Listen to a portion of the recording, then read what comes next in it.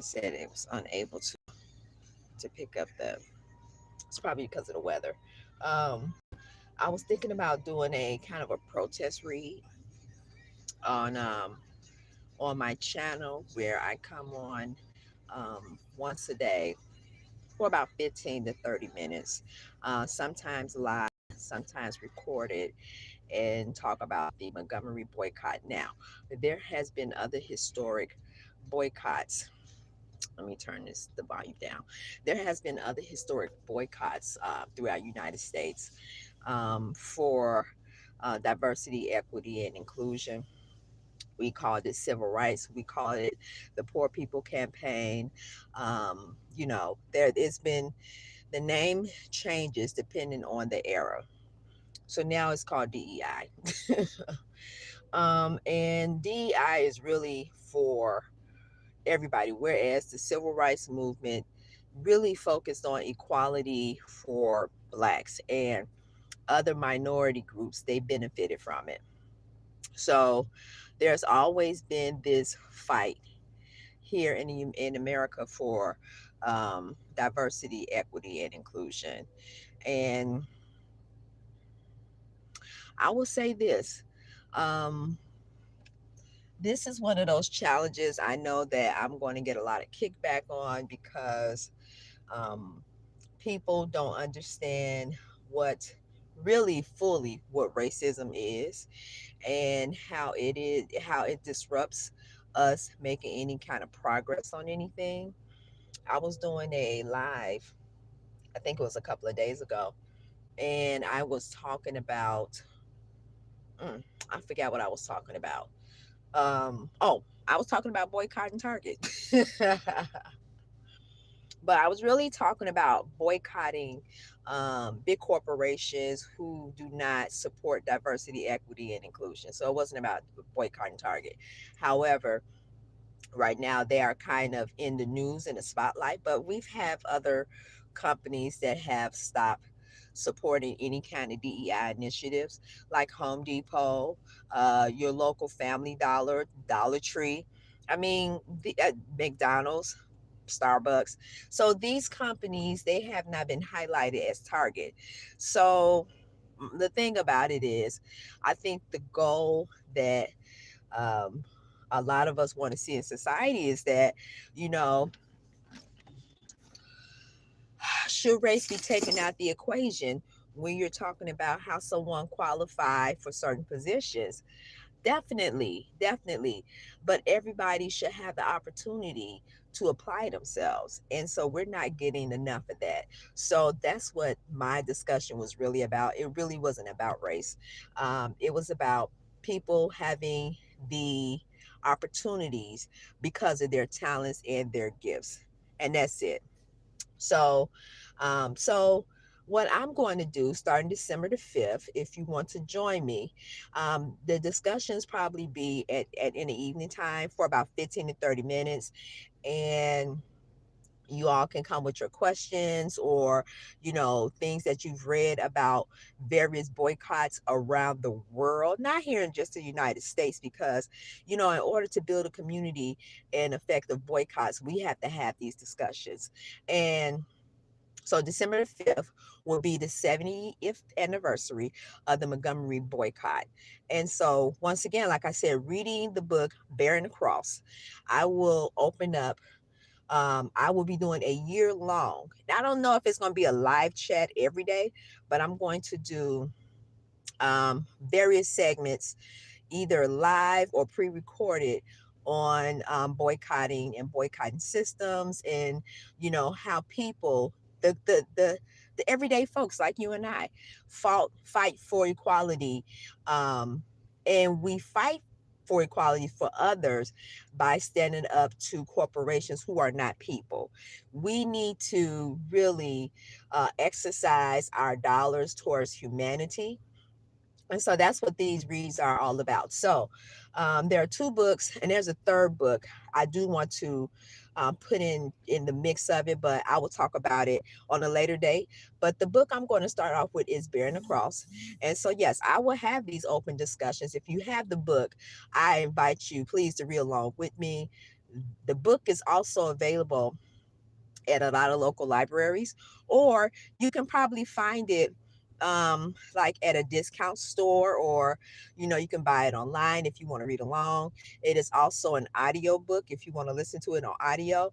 I've read the book a couple of times, well, two and a half times, because I was going to heavily annotate it. So I'm going to be starting that on the 5th of December. So um yeah, I just thought I would jump in and have this quick chat with you guys, and let me know how your holidays went, and if you have boycotted anybody. Yeah, did you all hear about Target? They had these swag bags for Black Friday. And the swag bag was for the first, I think, 100 shoppers who I guess was there at midnight or whatever. So they opened up these swag bags, and they said the value was $50. The swag bag looked nice. The bag itself looked nice, but it wasn't worth $50. But they gave them some like stale lip gloss, little stickers, whatever. But you looked inside the bag, it was hilarious. And so now, poor little Target, you know now, people who went to the Black Friday sale claim they're not going to do Black Friday anymore at Target, but who cares? It's kind of like, I think these stores have us so revved up on, discounts and getting great deals, when they are price gouging any goddamn way. Like, what are we doing here? So that was just interesting to see that it's been like little media social clips about Target's Black Friday sales. And so yeah, now I ain't gonna lie, I would have liked to have had a nice hot cup of chocolate, hot chocolate, because I love hot chocolate. But they was handing them out hot chocolate, talking about safety, and they were like hype mans, hyping them up. They started giving them these tickets, and then they gave them the bags, and then there was nothing but like that stuff that you could find like at a dollar store. I'm gonna be honest with you, it was hilarious. But anyway, let me get off of here. I'm sitting here waiting for my car to warm up so I can get on about my business. It's snowed really heavy here in Chicago. And so this, as much as I love my city, this is the one season that I do not care for, especially when the snow plows like they doing now, they coming by and they're blocking everybody driveways. Like, how the hell you gonna get out the driveway if you blocking it with the freaking snow, with the nasty snow too? So yeah, we're about to plow our driveway again, because they pretty much blocked everybody in. Like, this is why there's no kind of, I don't know. I guess they say we're clearing the streets. We don't owe anybody else any other obligations. But if you stay in a city or a state where there's always snow, we know the routines. Like, when the plows have to come through, that means that you're going to get a lot of cardio in, because now my entire driveway is blocked with snow, and I have to get it while the sun is somewhat still out, and the ice is movable, which is frustrating. So I'm out here warming my car up. I'm gonna go back out and I'm going to shovel my walkway really well, unblock the driveway, and then my car will be semi-warm when I jump back in. So I just thought I would stop and, have a quick chat with you all. And I hope that you will join me on December the 5th as I start this year-long read of various um, boycott books and articles. And I may try to throw a film in there every now and then, because the power of the people is always in our hands, you guys. So Once we realize that corporations, they would do right by us, but if we don't do right by each other, they would never do right by us, because their only job is to get filthy rich. And thinking about, a lot of these stores, if you are in the United States, I'm quite sure you are familiar with um, when the government shut down, and they were talking about how people who are receiving various entitlement programs like SNAP or medical, my thing about it is our tax dollars have already paid into that. From the day you were born, from the womb to the tomb, your tax dollars have been, paid into the system. So when people are in need of food, like, we should not be considering ourselves, global geniuses, and we have rampant homelessness and people starving on the streets. Like, and our healthcare system sucks. So we should not pound our chest and talk bad about others because this is a service or program that they utilize. These are services that are deemed necessary in order to boost an economy. But what they don't say is that these welfare checks that they give places like Target and Walmart, they give them tax credits for every employee that they hire because they don't pay enough. So here's the thing. So I'm going to give you an example. So if you have a job, say for instance, at a Walmart, because Walmart, they're notorious for doing this. You fill out, I guess, the application, and they ask you if you're receiving any of these benefits. It doesn't matter how much you're making on that job. They do ask you if you get any kind of benefits, because if you are getting any kind of benefits, the government, they give employers tax credits for hiring low income, low wage employees. So this is why a lot of these jobs, you can be there forever and not make any footing, because the government is still going to pay them to subsidize your employment. But so it's kind of like you're paying into the system twice. You pay out of your taxes, and then your employer, they're getting these credits every year you stay on the job.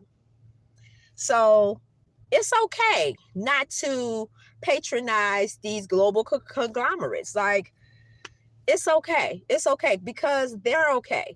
Their friends and family, they're not suffering if you don't go to their stores and patronize them.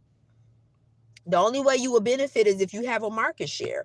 And that's another thing about equity, is that these employees, they need market share. Now, you have some companies that provide market share to their employees, but a lot of them don't. And so that should always be on the table. We want a boasting, productive, working workforce, but how are you going to get it when the turnover rate is so high? Like, if someone is invested in the company that they're working for, they are likely to do better work. And that's just facts. Like, you're going to want your company to profit because you benefit from these profits. But these are not the issues that are on the table. The issues are on the table is that there's this idea that people are out there making money and being wasteful. The federal minimum wage is $7.25, y'all. And not to say everybody's making $7.25, but in places like West Virginia, oh my goodness, like, they are dead ass on that federal minimum wage. Now and I've looked at people who had testimonies where they're only making $8 an hour. Who wants to get up every day in this economy making $8 an hour, and you have to pay taxes, you have to, all the other bills, including housing, transportation, however you get to work, whatever the means are. And, it's just, I don't think people think about that. So if that person is getting subsidized so they can use $3 to $6 a day to eat, why the fuck do we have a problem with that? I say give them more. What are we doing here, you guys? So it's just I don't think people think about what they're saying and what they're and how we harm each other when we get on these platforms and use derogatory comments about people getting any type of social benefits. The biggest crowd that get the social benefits are women and children. Besides that, it is our military vets and veterans, like in our elderly, and then the disabled. There are no able-bodied men sitting on their ass. There's just no such thing. And a person who have worked in this field for majority of my adult life, I'm saying the racial rhetoric and politics are real. They are real. And we just really need to stop it. Anytime I hear particularly black men, they have this really bad at saying, and not, no shade towards black men, but I hear this most from brothers like, oh yeah, women, black women, they need to get up off their butt and do XYZ and work, and she needs to be this supermodel and work, and she needs to do that, and she got to pay her half, and it's just crazy. So it's the infighting, the racial infighting, and then black and brown people, they have to deal with the outer racial hatred too. So it was interesting to see all the hate over social media about women and children getting food that they need. It was sad that our military did not get paid because the Republican executive branch, the Senate and the House decide that they want to take health care and all this other stuff from the least of these. And people don't understand, like, once the domino effect from these benefits stop, you're going to see a ripple effect. Then crime is going to go up because you're going to have people out there trying to survive. So it all has a ripple effect. We need to stop talking bad about each other, you guys, and do something about it. And just do something about it. I don't know the next person's story, but it is not my job to judge them on their situation at all and never. At all and never. And if we walk into this situation with a clear conscience, about our agenda, and, like I always say my job in this life I have right here is to always, look at humanity as a whole. No matter how little or how much I have, I'm going to look at humanity as a whole. I feed the cats in my neighborhood. I have little footprints going up to my door because they know that, okay, this person, she feeds us. She puts shelter out here for us. So when I say, looking out for every person, every creature, it benefits us all. So these are the subjects that I'm going to hit on when I talk about, the boycott and how effective boycotts have been globally. This is what I want to share on my platform. I normally give nonfiction book reviews, so check out some of my videos. I'm really learning to edit and get on here and just have heart-to-heart talks about various types of books and stuff like that. But I'm not selling fantasy. I'm not selling romantic. I'm not selling, I'm not selling, like, I like those books. They're okay, but that is not my preference to read all the time. That's like, okay, a feel good moment. But we have a lot of social issues, you guys, that we just turn our head away from because we feel like it's not affecting us. Yeah. So, in saying that, my car is a little warm now. I think I'm going to go out here and shovel up some snow, get back in my car, and get to living. But until then, I will see you guys around the block. Don't forget, I will speak to you guys again on December the 5th. It more likely will probably be in the evening time. I will talk to you guys, but I will start doing my book discussions on the Montgomery boycott and boycotting globally, like how the benefits of boycott, how it has in our economy, and making sure that workers get treated fairly, and consumers, workers and consumers. So when I do these lives, I never like to stay on for more than 30 minutes. I always try to do like maybe minimum, probably like 15 up to 30, but I try to make them short and sweet.